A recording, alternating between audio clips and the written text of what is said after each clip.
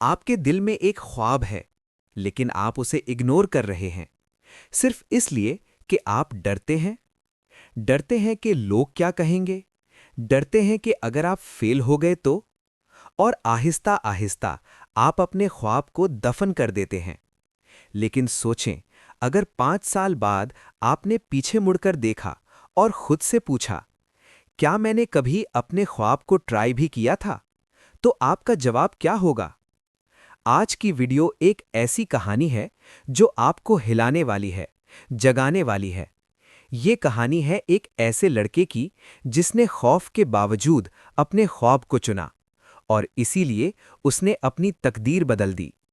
अगर आप अपनी जिंदगी बदलना चाहते हैं तो ये वीडियो आखिर तक जरूर देखें। दी एल्केमिस्ट, जिसे पॉलो कोएल्हो ने लिखा, सिर्फ एक कहानी नहीं बल्कि एक ऐसा पैगाम है जो आपको अपने ख्वाबों के पीछे भागने पर मजबूर कर देगा। वो कोई अमीर या खास इंसान नहीं था। वो एक आम चरवाहा था जो अपनी भेड़ों के साथ स्पेन के खूबसूरत मैदानों में घूमता रहता था। सांतियागो की जिंदगी बाहर से बहुत सादा थी। दिन भर भेड़ें चराना, रात को किसी पुराने चर्च या खुले आसमान के नीचे सोना, नई जगहें देखना।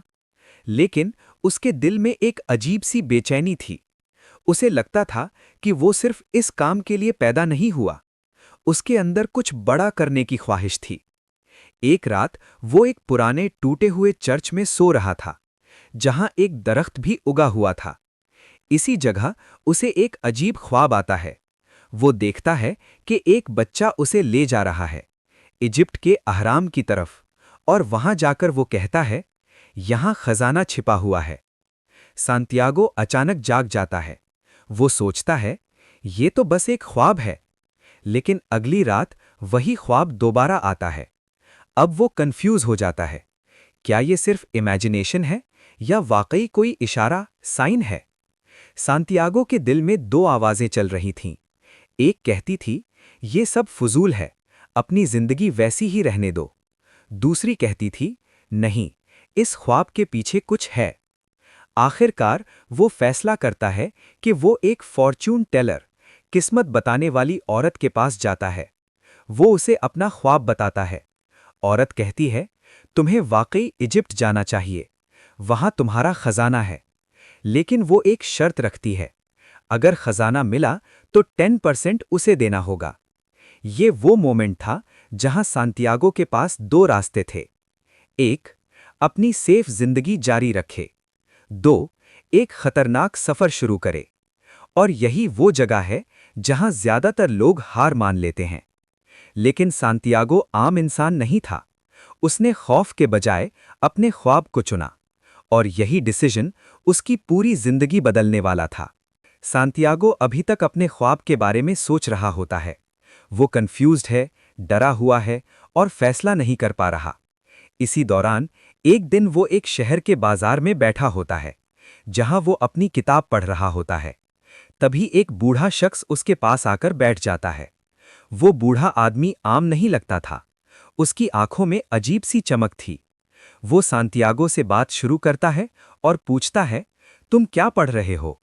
सांतियागो थोड़ा एनॉयड होता है, लेकिन वो उसे किताब के बारे में बताता है।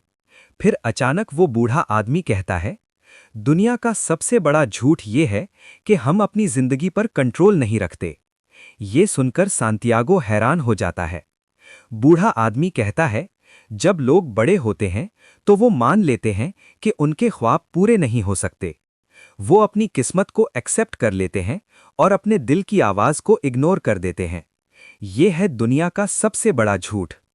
फिर वो बूढ़ा आदमी एक बहुत पावरफुल कॉन्सेप्ट बताता है, पर्सनल लेजेंड, मकसदे जिंदगी। वो कहता है, हर इंसान एक खास मकसद के लिए पैदा होता है, लेकिन ज्यादातर लोग डर और कंफर्ट जोन की वजह से उसे छोड़ देते हैं। सांतियागो को लगता है यही वो जवाब है जिसे वो ढूंढ रहा था। फिर वो बूढ़ा आदमी एक जुमला कहता है जो पूरी किताब का सबसे मशहूर कोट है, जब तुम किसी चीज को दिल से चाहते हो तो पूरी कायनात तुम्हें उसे हासिल करने में मदद करती है। ये सुनकर सांतियागो के अंदर उम्मीद जाग जाती है। आखिरकार वो बूढ़ा आदमी अपनी असली आइडेंटिटी बताता है, वो एक आम इंसान नहीं, बल्कि एक बादशाह है, मेल्कीजेडेक। वो सांतियागो को सिखाने आया है ताकि वो अपने ख्वाब को इग्नोर न करे। बादशाह सांतियागो से कहता है, अगर तुम अपने ख्वाब को फॉलो करना चाहते हो तो तुम्हें एक कीमत अदा करनी होगी। वो कहता है, अपनी भेड़ों का कुछ हिस्सा मुझे दो। ये एक टेस्ट था। क्या सांतियागो वाकई सीरियस है या वो सिर्फ बातें कर रहा है? ये सांतियागो की लाइफ का सबसे बड़ा डिसीजन था।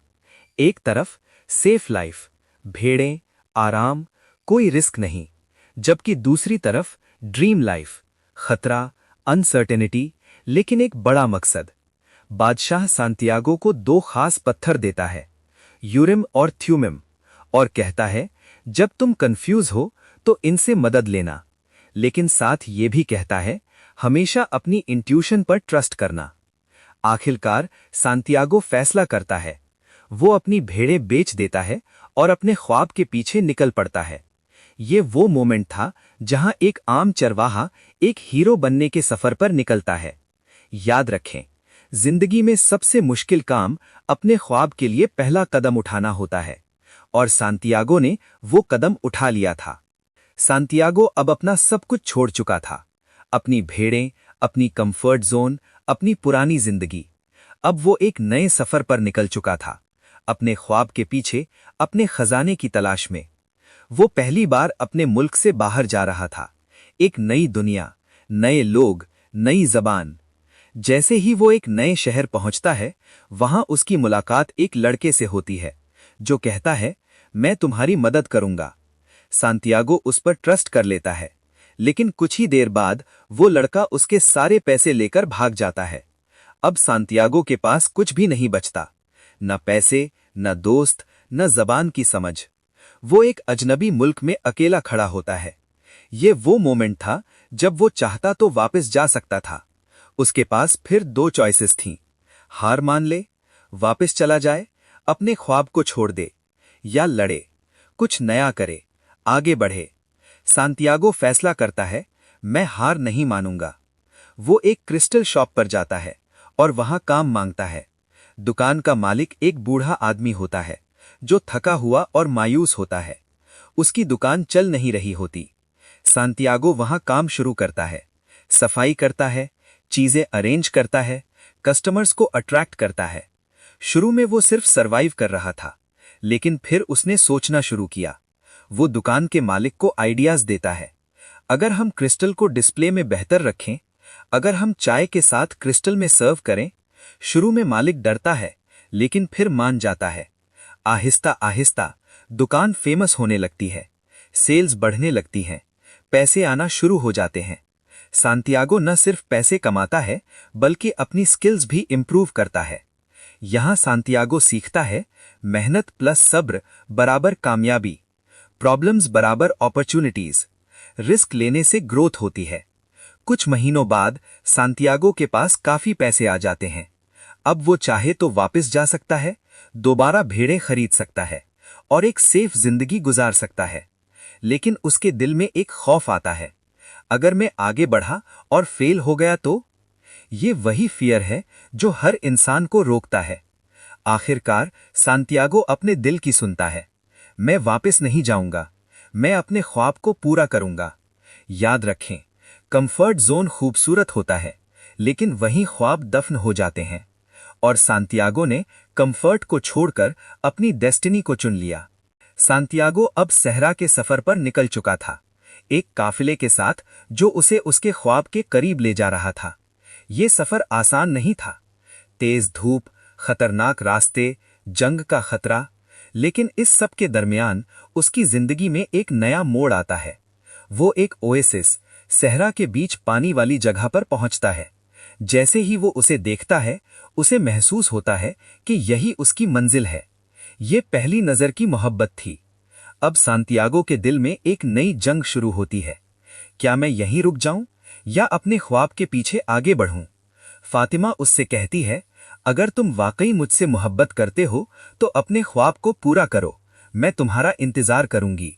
यहां एक बहुत बड़ा सबक मिलता है, सच्ची मोहब्बत आपको रोकती नहीं, बल्कि आपको स्ट्रांग बनाती है। जब सांतियागो आगे बढ़ने का फैसला करता है तो उसकी मुलाकात एक पुरस्राज शख्स से होती है, एक राजदार शख्सियत। एल्केमिस्ट आम इंसान नहीं था, वो एक ऐसा शख्स था जो दुनिया के राज जानता था। वो सोना बना सकता था, वो साइंस को समझता था, और वो रूहानियत यानी स्पिरिचुअल विजडम रखता था। एल्केमिस्ट सांतियागो को सबसे अहम चीज सिखाता है, अपने दिल की आवाज सुनो। वो कहता है, तुम्हारा दिल तुम्हें हमेशा सच बताता है, लेकिन तुम खौफ की वजह से उसे इग्नोर करते हो। एल्केमिस्ट कहता है, fear is the biggest obstacle. लोग फेल होने से नहीं डरते, बल्कि वो सक्सेस से पहले ही हार मान लेते हैं। वो सांतियागो को सिखाता है, दुनिया में हर चीज एक साइन है। अगर आप अलर्ट रहें तो कायनात आपसे बात करती है। एक वक्त आता है जब सांतियागो को अपनी ताकत प्रूव करने